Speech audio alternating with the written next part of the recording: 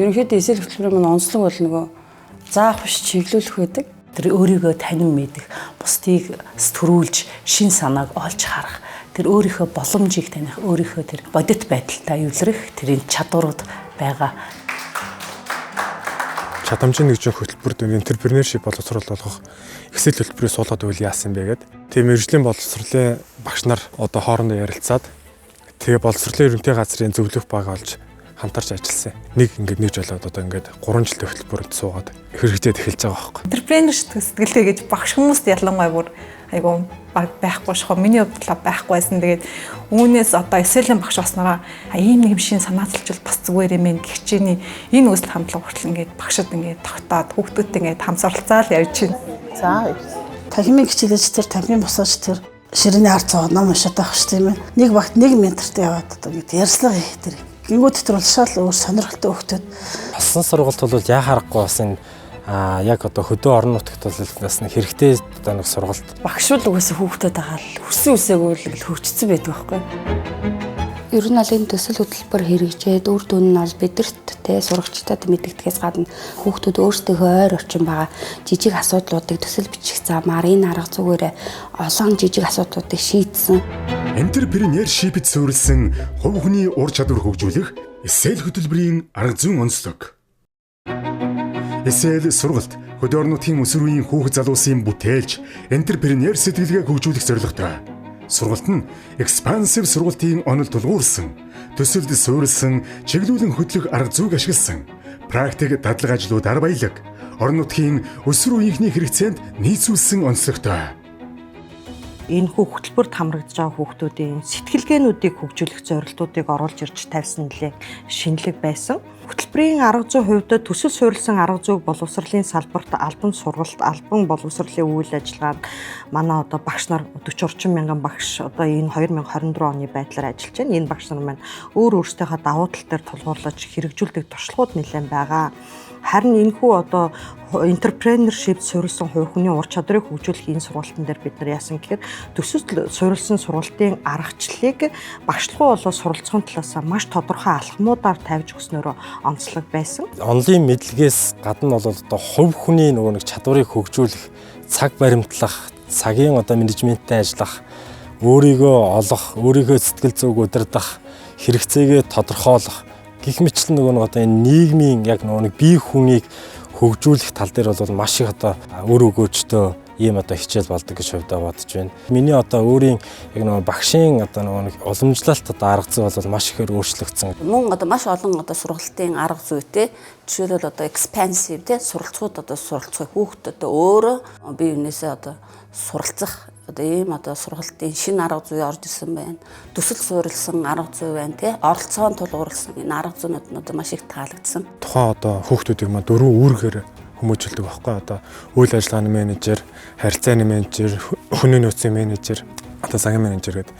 Тэгээ яг 4 яг миний employer компани зохион байгуулалт нургууд хүүхдүүд өөрсдөө бие даацсан сурж байгаа. Эсээ сургалтын арга зүй гэж байгаа маань миний хичээлийн хувьд ашиглахдаа би багаар ажиллах ур чадвар нь айгүй хамгийн сайн ашигладаг арга зүй болсон байхгүй. Сурах бичгийн хувьд ч гэсэн одоо маш цогц багшийн номтой, сурагчийн номтой танхимын бус цагуудтай ингээд маш одоо иж хүрдлээр нь бэлдэж өгсөн дижитал мэдлэг эдгээр одоо тусгаж өгсөн учраас багшийн ажлыг ч хөнгөлсөн багш одоо давсралтгүй суралцахад бас хувь нэмрээ оруулж байгаа маш сайхан одоо хөтөлбөр байсан гэж харж байгаа. Энэ хичээлийн жил бид нар сургуулийн өмнө болон ерөнхий олон улсын сургалтын хөтөлбөрийн шинжилсэн одоо хувилбарууд ингээд туршаад эхлээд явж байгаа. 2021 оноос хойш хүүхдийг ивэх сангийн хэрэгжүүлсэн энэхүү төсөлтөөр ямар үр дүн биднэрт одоо үнцэнтэй байгаа вэ гэхээр хэдийгээр төсөлд хамрагдсан сургуулиудын хүрээнд байлаа ч гэсэн нийт одоо үндэсний хэмжээнд түгээн дэлгэр өгөх боломжтой суралцагчдын оролцоо, суралцагчдын идэвхтэй үйлдэл суурилсан суралцахын юм арга зүйн хувилбар гарч ирсэн гэдгээрээ биднэрт үнцэнтэй байгаамаа. Хүүхний багшийн ур чадвар гэдэг нь маань хүн болгоны хувьд ялгаатай ойлголттой байдаг учраас илүү бодитоор илүү тодорхой үнэлгээг гаргаж ирэхийн тулд олон улсын стандартаар боловсролын салбарт ялангуяа рубрик гэдэг энэ үзүүлэлтийг бол ашигладаг байгаа. Эсэл хөтөлбөрийн хүрээнд анх удаа бас бусад хөтөлбөрөөс ялгаатай энэ рубрик гэдэг аргачлалыг ашигласнаар онцлогтой. Энэ эсэл сургалтын хөтөлбөрт бол багшийн одоо хамгийн гол үүрэг бол яг хүүхдүүдийг зөв чиглүүлэх. Багш ингээд ажигласан зүйлээ тухайн бүрд нь ингээд оноо өгөөд ингээд тэмдэглээд явхад энэ нь нэгдсэн байдлаар буюу одоо рубрик 1, рубрик 2, рубрик 3 гэсэн энэ үнэлгээ маань ингээд захин журнал дээрээ нэгдсэн байдлаар ингээд хүүхдийн дөө ингээд автоматар ингээд бодогдоод ингээд гарчдаг. За найзынхаа нэрийг тавиад үнэлээрэй заа юу. За яг хажуугийнхаа найзыг үнэлээрэй. Сурагчдын тэр өөрийгөө үнэлж байгаа байдлаас юу харагдах вэ гэхээр тухайн хичээлийг ойлгосон, одоо өөртөө хэр итгэлтэй байгаа. Найзыгаа үнэлнэ гэдэг чинь хамтарч ажиллаж чадж гэнэ үү энэ баг гэдгийг харж болох бас давуу талтар үнэлгээ юм байна гэж би хардаг. Манай суманд болохоор entrepreneurship-ийн одоо 8-аас 12 дугаар ингээд 200 орчим сурагчид ингээд хамрагдсан байдаг. Бүгд өөр стингс одоо ингээд төсөл ингээд хэрэгжүүлэх ингээд тэрийг бичих одоо ингээд танилцуулах гэсэн одоо ингээд заавар явж байгаа. Миний одоо ингээд сурлагын амжилтыг дээшлэхэд одоо эсэл их нөлөөсөн. Учир нь болохоор ингээд одоо асуудлын ингээд томоор ус эдгээр нь хараад ингээд өөрийнхөө тохиолсон хичээлчүүдийг одоо ингээд хийгээд эхлэхээр одоо хүн ингээд арай дээр болдог. Тэгээд эсэл сургалтаас болохоор цаг баримтлах тал дээр амар их сурч авсан. Би болохоор ингээд өмнө нь ерөөсөө цаг баримталтгүйсэн байхгүй юу? За жоохон 5 минут гоцорчход ирээ яах вэ гэл. Одоо болохоор чи нөгөө багийнхаа тайлан байлан яг цагт нь явуулна. Тэгэхгүй бол болохгүй гэл. Ер нь цаг баримтлах тал дээр илүү их сурч авсан. Энэ эсэлийн одоо ингээд entrepreneurship-ийн одоо хичээл бол ямар ч юм 12 жилийн боловсрол олгодгүй тийм амар онцгой зүйлийг зааж байгаа бид нарт одоо ингээд ээлдэг харьцах одоо ингээд өөрийнхөө сэтгэл хөдлөлийг хянах гэдэг тэгээд амар гоё байдаг. Суусны дараа тэгээд би ярих чадвартай болсон гэж өөрийгөө ер нь бол боддог. Урд нь бол ярьж чаддгүй. Тэгэл одоо ингээд ангийн ард зуух ч юм уу. Гэхдээ яг уу ярьдаг л байсан л та. Гэхдээ л ярьж чаддаггүй байсан. Одоо ингээд би одоо энд ингээд ганцаараа сураа байгаад ах биш. Бусдаа заавал зааж өгөх хэрэгтэй. Одоо ингээд ганцаараа хөгж яваад байх чи бас муухай штэ. Одоо ингээд бусдаа заагаад хамтдаа одоо анги нийтээрээ сургуулаараа сумаараа одоо улсаараа тэгэл сайхан нэг татаал яваад байх хэрэгтэй гэж боддог. Хүүхэд бол ер нь өөрийгөө таньж мэдсэн цагт ер нь цаашаа төвгүүгээр суралцдаг юм байна гэдэг энэ хөтөлбөрөөс л олж харсан. Эсэл хөтөлбөр маань одоо үндсэн онцлогийг танилцуулаад тэгээд тэр хүүхэд ингээд ойлгочихж байгаа байхгүй юу? Ижил төвшнөөс найзгаа харж чаддаг болчихдог. Эсэл хөтөлбөрийн 2 анги чиглүүлэн ажилласан. За үүнээс хойш би өөрийнхөө монгол хэл уран зохиол үндэсний өвч гэдэг 3 хичээл дээр интеграцлах маягаар одоо арга зүйгээ авч явдаг эсэлийн. За тэгэхээр эсэл хөтөлбөрийн асуудал дэвшүүлэн шийдвэрлэх, бүтээч үйлийг эрэл хийх, эрэл хайгуул хийх гэдэг аргууд бол маш оновчтой байдаг. Бидний хичээл дээр маш сайн уялдаж орж ирж өгдөг. Хүүхдүүдийн яг л нөгөө эд хийх гээд байгаа, сэтгэх гээд байгаа тэр минут, 10 минут, 5 минут дээр эднэр бол сэргээгээд өдөөгөөд өгчдөг хичээлийн дэвсгэр өнгө болж өгч чаддаг учраас би бол энийг дэмжиж байгаа. Дунд сургуулийн багш энтер гэдэг бол ерөөсөө энэ багшлах гэдэг зарчим ер нь хуучилсан яваад байгаа шүү дээ. Тэгтэл энд чиглүүлэх, тэгээ хүүхдийг өөрөө нь хийлгүүлэх гэдэг тэр арга зүй тэр нь яваад байгаа учраас би надад тэр чадвар яг дутагдаад байгаагаа мэдрээд яг тэндээс олж харж байгаа юм сургалтыг чиглүүлсэн. Зөвхөн одоо багш нар ном барилтын хүүхдэд онол арга зүй хэлж өгöd байгаа биш. Харилцан одоо уншаад бие биенээсээ асуугаа тий. За хэний багсаа оролцож өгнө гэдэг тэнгүүд манай хор шартаа шүү дээ бас тий. Тэнгүүд ингээд нэлээд оролцсон гэж чадвар нэмэгддэг.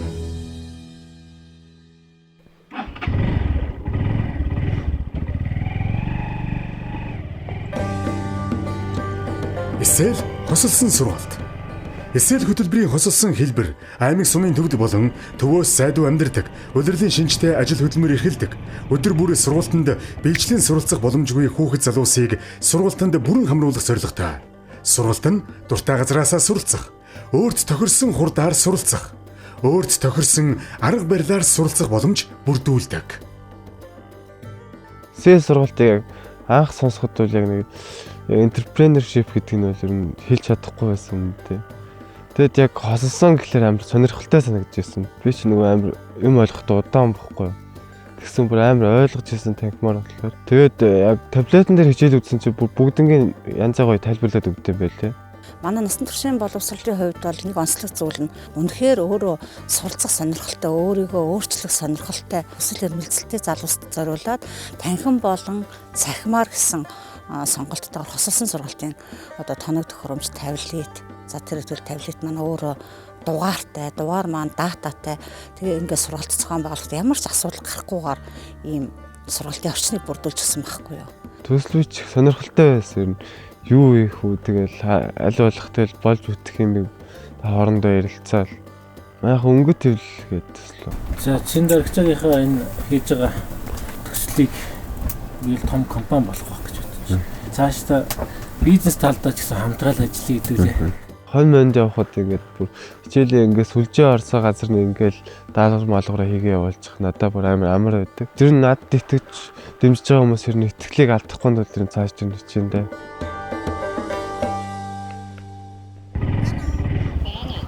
Өдрийн мэнд. Багш өнөөдрийн даалгавар юу вэ? Даалгаврын хувьд бол та хэдэн өдөр бизнес авийн хавтаагаа хийгээд классруудаа байрлуулах байгаа шүү. За ойлголоо. За хослон сургалтын цуглалтанд хамгсан сурагчид маань асуудлыг ингэж харж шийдэгч болсон. За энийг нь харахад бол нөгөө цуглалтыг удирдах чиглүүлсэн багшийн хувьд бол маш их талархалтай байдаг. Би Захаа аймгийн Тэлмэн суманд сурдаг, амьдардаг. Нөгөө ажил амжихгүй янз бүрийн тийм ажил давхцсан үед бол онлайнаар яадаг, боломжтой үед бол танхимаар очиж суудаг.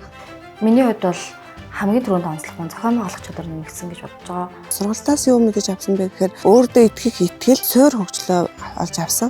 Энэ мастер багшийн сургалтанд суугаад одоо манай боловсролын яамч дэмжээд боловсролын ерөнхий газар маанч дэмжээд те энэ төслийг хойшод доктортаа авч явъя гэсэн зүйлүүдийг ярьж байгаа. За бидний хувьд болохоор одоо мэрэгжлийн хөгжлийн бүлгээр ажиллах одоо тийм төлөвлөгөөтэй. Тэгээ сургууль дотроо олвол энэ хөтөлбөрөө үргэлжлүүлээ цааш нь ингээ нутгшуулах сонирхолтой захирал удирдлагуудтайгаа анхан шатны байдлаар яриад бид нар ажлын төлөвлөгөөгөө гаргасан байгаа. Хөгжсөн хүүхдийнхаа тэр яриа хөөрөө хүмүүстэй харьцаж байгаа, найз нөхдөдтэйгээ харьцаж байгаа, өөрийгөө илэрхийлж байгаа тэр чадварыг хараад бахархдаг.